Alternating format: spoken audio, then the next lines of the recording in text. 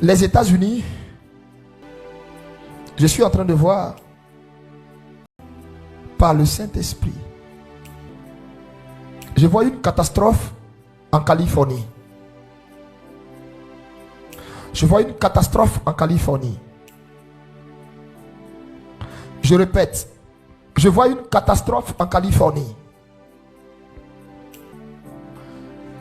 Et c'est comme un jugement qui s'abat au fait sur les États-Unis. Et ça ne va pas prendre seulement, un seul endroit. L'État de la Californie, je suis en train de voir une catastrophe. Je vois beaucoup de dégâts. Je vois beaucoup de dégâts. Je vois des cris, j'entends des cris, j'entends des désolations. On cherche les gens dans des décombres. Regardez du côté de la Californie. Dans mon esprit, c'est comme un jugement. Ce n'est pas encore le grand jugement, parce qu'un grand jugement va s'abattre sur les États-Unis. Mais ce n'est pas encore le grand jugement. C'est comme si ce que je suis en train de dire, je vois ça comme un prélude.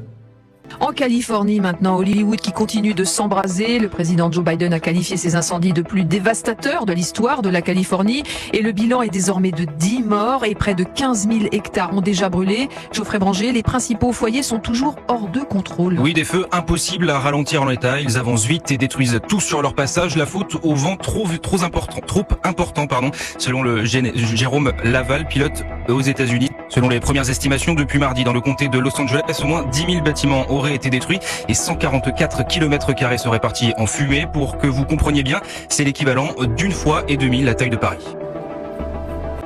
Des flammes incontrôlables qui dévorent au cœur de la nuit les deux pans de cette colline californienne.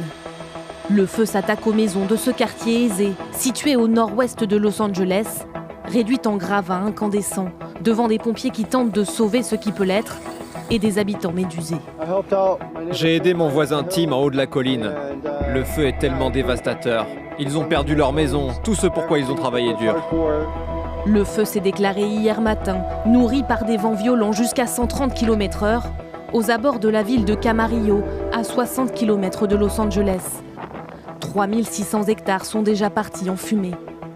Depuis leur toit, ces habitants assistent impuissants à l'arrivée du feu.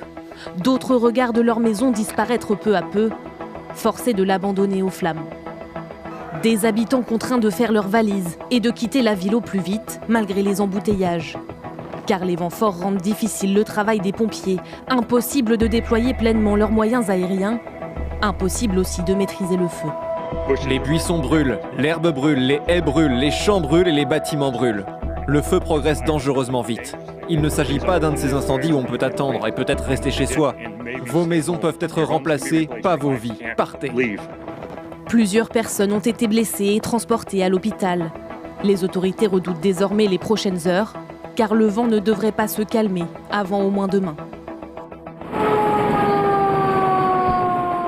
Le premier brasier s'est déclaré mardi matin dans Pacific Palisades, un quartier huppé de Los Angeles.